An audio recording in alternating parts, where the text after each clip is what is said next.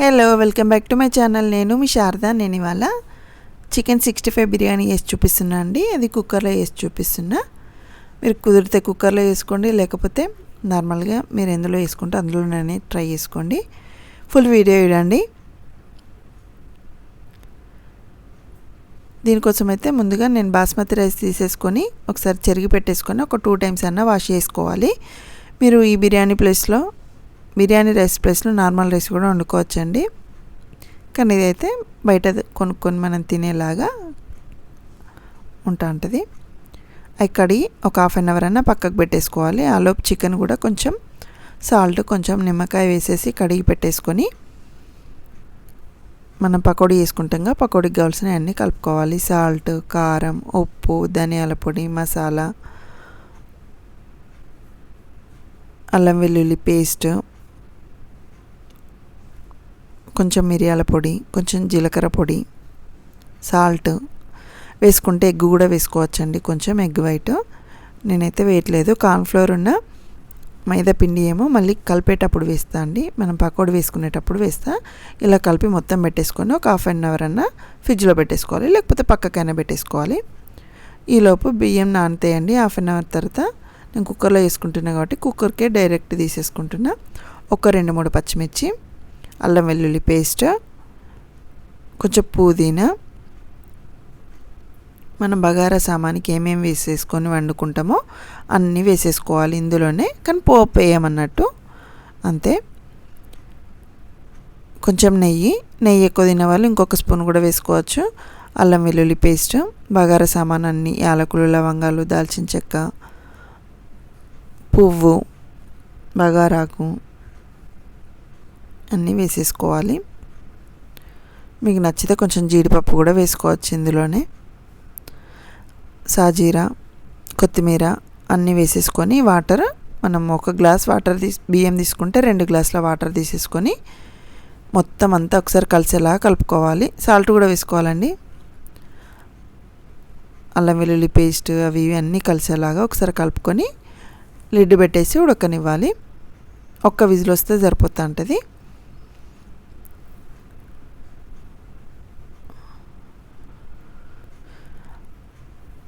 తర్వాత half an hour తర్వాత chicken తీసేసుకొని కొంచెం కార్న్ఫ్లోర్, కొంచెం మైదా వేసేసుకొని అంతా కలిసేలా కలుపుకొని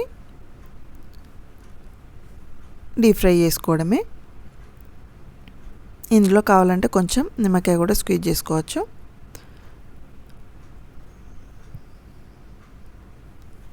ఆయిల్ డీప్ ఫ్రై అయ్యేలోపు మనం అన్నంలోకి మసాలా వేసుకోవడానికి 1/2 కప్పు కన్నా కొంచెం ఎక్కువ అండి పెరుగు తీసేసుకోవాలి. ఒక 2 టేబుల్ స్పూన్స్ దాకా నెయ్యి వేసేసుకోవాలి.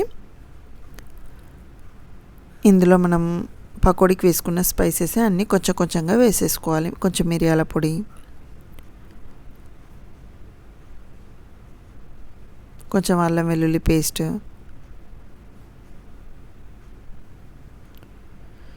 కొంచెం కారం,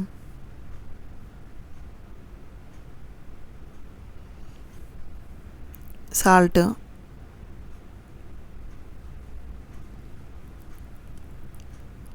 అలాగే బిర్యానీ మసాలా కూడా వేసేసుకోవాలి. ధనియాల పొడి కూడా వేసేసుకోవాలి. కొంచెం జీలకర్ర పొడి కూడా వేసేసుకోవాలి. ఎక్కువ వేసుకోవద్దు. కొంచెంగా వేసేసుకొని అన్నీ కలిసేలా కలుపుకోవాలి. అన్ని స్పైసెస్ వేసుకోవాలి, కానీ కొంచెం క్వాంటిటీ తగ్గించుకోవాలి. మనము చికెన్ ఫ్రైని మళ్ళీ ఏం ఇట్లా ఫ్రై చేయమండి.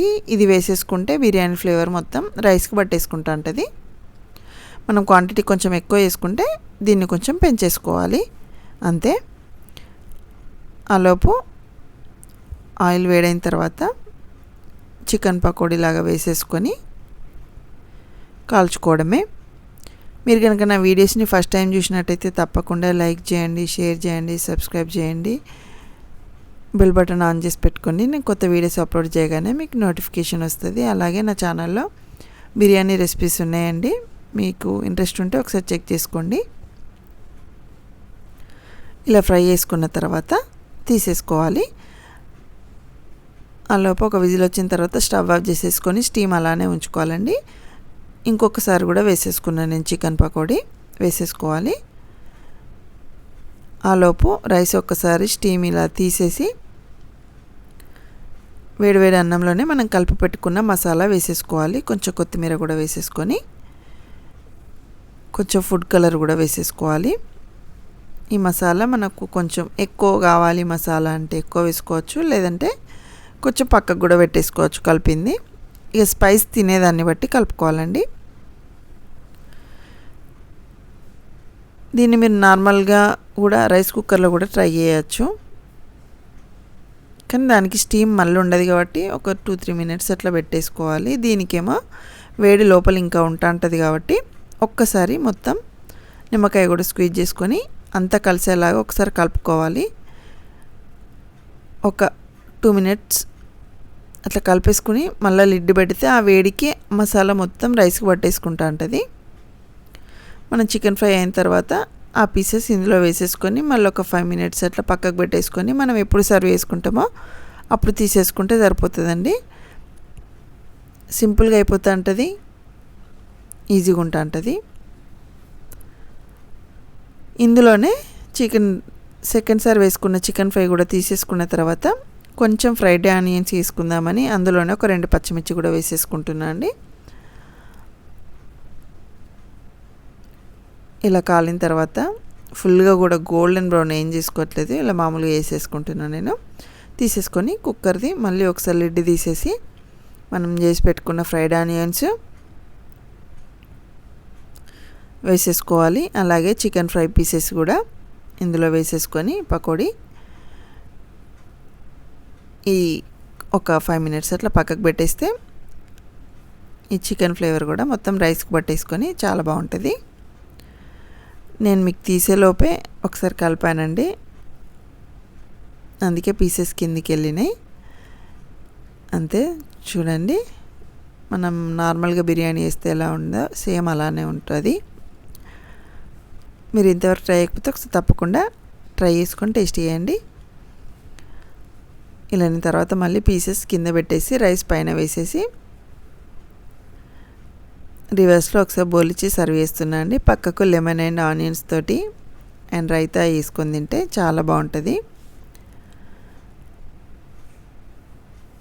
అంతే అండి, చికెన్ 65 బిర్యానీ రెడీ.